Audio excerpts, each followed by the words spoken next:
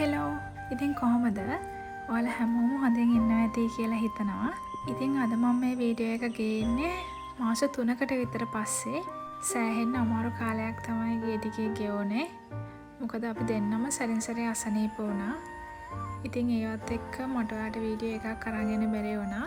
ගොඩාක් කට්ටිය කමෙන්ට් කර මගෙන් අහුවා ඇයි එන්නේ නැත්තේ කියා. ඉතින් ඒ කාලේ අපි ගැන හොයලා බලපුව ඉක්මනට සනීප වෙලා එන්න කියපු අපිට ඉක්මනට සනීප වෙන්න ප්‍රාර්ථනා කරපු ඔයාලා හැමෝටම ගොඩාක් ස්තුතියි. ඉතින් අද මම මේ ඔයාලට අරන් එන වීඩියෝ එක ටිකක් පරණ වීඩියෝ එකක්. මේක රෙකෝඩ් කළේ මාස 2කට විතර කලින්. මේ තියෙන්නේ අපේ ගෙදර පිටිපස්ස හරිය. ඔයාලට මතක ඇති අපි අර බාබන්ඩේසිය හිටවල තිබුණේ අන්න ඒ කොනට වෙන්න වගේ ඉඩ ටිකක් තියෙනවා. එතනට අවුවත් ටිකක් හොඳට වැටෙනවා. ඒ නිසා අපි හිතුවා එතන එළවලු ටිකක් වගා කරගත්තා නම් හොඳයි කියලා. ඉතින් මේ වීඩියෝ එක මම ඔයාලට අරන් එන්නේ දවස් කීපයක වීඩියෝ ක්ලිප්ස් ටිකක් එකතු කරලා. මේ වීඩියෝ එකෙන් මම මුලින් ඉඳන්ම පාත්තිය හදපු හැටි ඔයාලට බලා ගන්න පුළුවන්. එහෙනම් නිදහසේ වීඩියෝ එක බලන්න.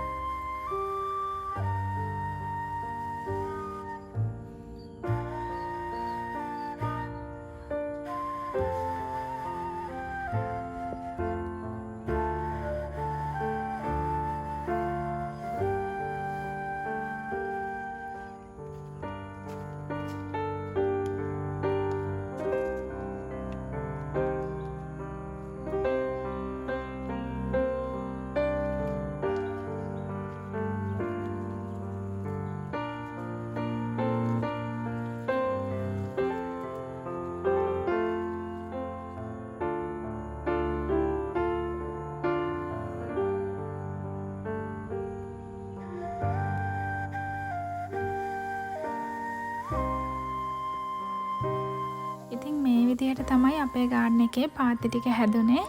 අපි මුලින්ම මේ පාත්ති වල හිටව ගත්තේ බටු පැල කීපයකුයි, තක්කලි පැල ටිකකුයි, දමල පැලයකුයි.